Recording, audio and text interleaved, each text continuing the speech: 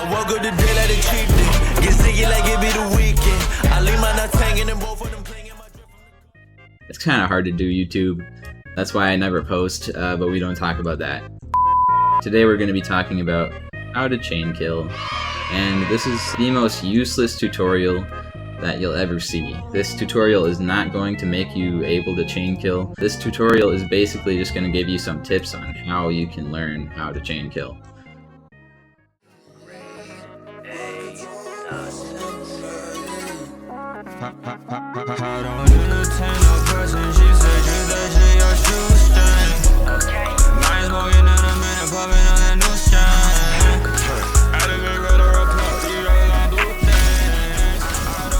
La-di-da-di-da.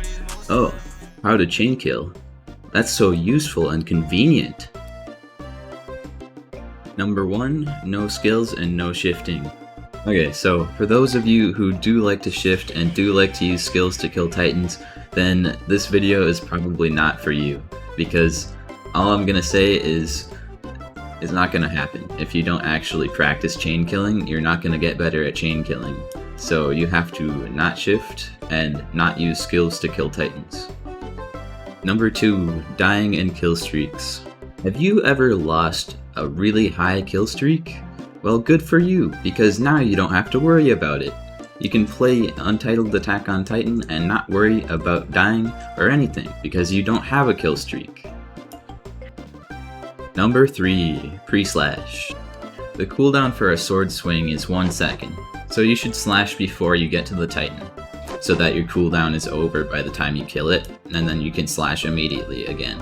Number 4, good perks, or just 1 perk if you don't have the double perks game pass. I would recommend Agility 5 is going to be the best one if you only have 1 perk that you can use, you don't have the double perks game pass. But if you do have the double perks game pass, then I go with Soloist and Agility 5. Mainly just because it gives you stat increases with Soloist. If you have both of these maxing out your speed stats, then you don't really need accessories for your stats, so you can kind of just wear whatever you want. But if you do need to max out your speed stat, then I would suggest any that give you speed, basically. Number 5, use a clan with passive healing, or if you want to be different, you can use Smith clan because it's the only one that isn't passive and you have to actually press a button to heal.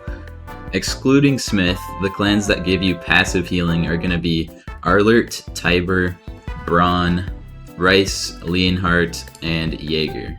Number 6, don't use Sun Axe because it sucks. And also, just generally watch your blades so that you don't run out. I forgot to equip it. No! I'm just gonna actually equip Sun Axe real quick. I forgot you actually equipped them in your inventory. I hope it's not the night map, and I just accidentally reset the timer by jumping.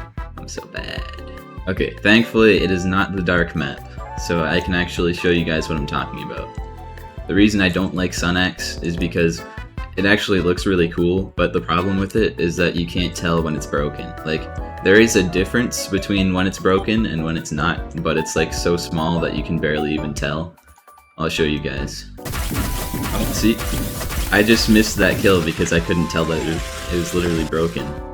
Like, look at this.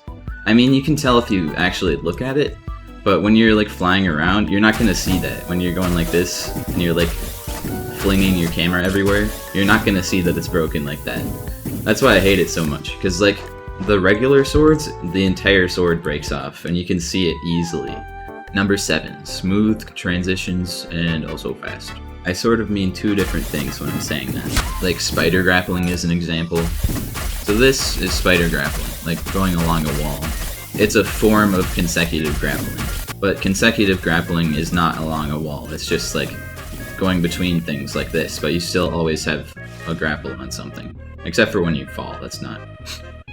You always have one grapple on something at all times, so you don't grapple around where they go like this, and you're letting go of both grapples every time. You don't want to do that. What you want to do is always have one attached, so when you transition between your hooks, you want to grapple to the next object and then release your previous grapple, so that way you always have one attached. The second meaning of what I was talking about is transitions between titans, which is a little bit different. If you're hooked onto an object, you don't have to go all the way to the object and then grapple to something else. But for Titans, you actually do have to do that, because you have to reach the Titan to kill it. Also, it's a lot more common to see people mess up on a Titan compared to messing up on like a tree. You should know where you're going next so you can grapple to it right away. You don't want to be spinning around the Titan after you kill it. You'll have to aim around the Titan's body to grapple to the next object. Grapple wherever you can see past the Titan and then readjust where you're going after that. Front killing is important too, but I'll be talking about that in like the next tip. Also, I want to show you guys a little trick. If you're trying to stop your momentum on purpose, just grapple behind you and let go as soon as you start to move. Number 8, front killing. To do a front kill, you grapple onto the spot where the Titan's head and its torso connect, but aim up slightly so you don't hit its torso, and I call that the front kill point. Grapple to something behind the Titan the moment you go through. So I'll do it again. So you grapple to the front kill point.